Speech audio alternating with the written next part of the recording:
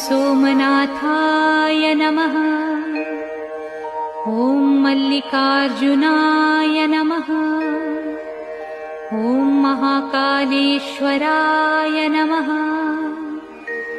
ॐ ओंकारेश्वराय नमः।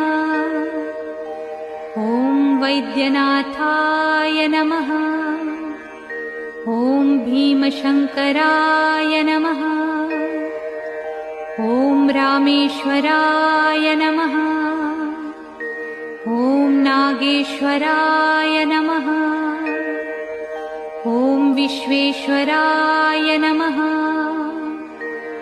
ॐ त्र्यंबकेश्वराय नमः।